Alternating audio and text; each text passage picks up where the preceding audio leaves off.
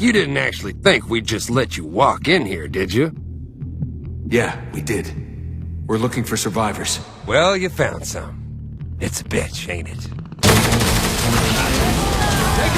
The upcoming Spec Ops: The Line hardly seems related to the rest of the tactical shooter series which shares its name. That's just as well, since other than the license and its basic tactical shooter DNA, it's doing something very different in regards to telling a story. As a modern adaptation of Joseph Conrad's Heart of Darkness, which famously inspired the war film Apocalypse Now, this new take on Spec Ops deals with some fairly serious subject matter, dealing with the darker side of war and conflict. We've been set up. Games adapting literary works can be hard to take seriously. To claim that the game Dante's Inferno, for example, was based on the epic poem was obviously a little bit of a stretch, but from our extended early look at the game, it feels exploring man's frightening potential for heinous acts of cruelty and violence within a story-driven first-person shooter just might be worth a shot. Don't stand there, run! The basic story setup is that the wealthy desert city of Dubai has been ruined and buried by catastrophic sandstorms. You take on the role of Martin Walker, voiced by Nolan North, joined by two capable comrades, and sent in to find out what happened to an army colonel named John Conrad, who refused to evacuate. You'll soon find out that things have gotten strange, with bizarre displays of brutality and chaos seemingly on display everywhere you look. It's strongly suggested that Conrad himself may not have stayed behind for strictly humanitarian motives. Any sign of Conrad in all this? No, none that I've seen.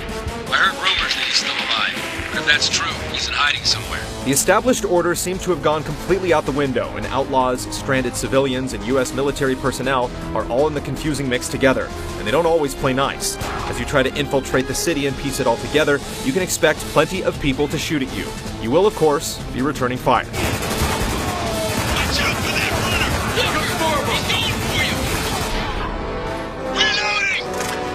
Spec Ops features an assortment of military guns and grenades that allow you to deal with threats. Shotguns, sniper rifles, submachine guns, everything you'd expect. While it's not really pitched as a realistic simulation, there are a few small details that emphasize the game's attention to detail and tactical realism.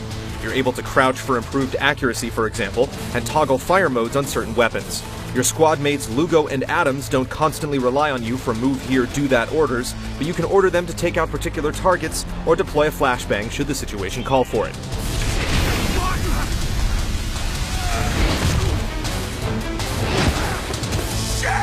You'll find that you're often able to get the drop on your enemies before a full-on firefight erupts, and with huge volumes of sand everywhere, you'll find a few opportunities to use it to your advantage. Even tossing grenades kicks up a cloud of the stuff that can temporarily blind enemies if they aren't taken out by the initial blast. The action seems to have a smooth feel, and weapons feel appropriately lethal, often leading to quick and decisive encounters.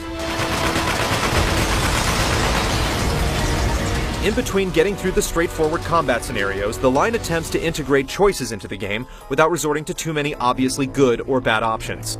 Typically, you can expect for things to get a little rough either way. From our limited time with the game so far, we haven't had too many morality testing moments, but we did have to choose between saving the life of a man important to the mission and sneaking away to attempt rescuing civilians rounded up for slaughter. Fuck it! I'm taking the shot! Wait for your orders, Sergeant. When you simply want to gun down some fellow human beings without thinking too much about it, there's the game's separate multiplayer component featuring two factions battling it out to the last man. Smaller maps and four-man teams encourage closer cooperation with your squad, and choosing complementary class choices and tactics seem to play a major role in securing victory. Customization and weapon unlocks are an expected part of the deal, and objectives range from capture and hold to base busting to simply killing the other team harder than they kill you.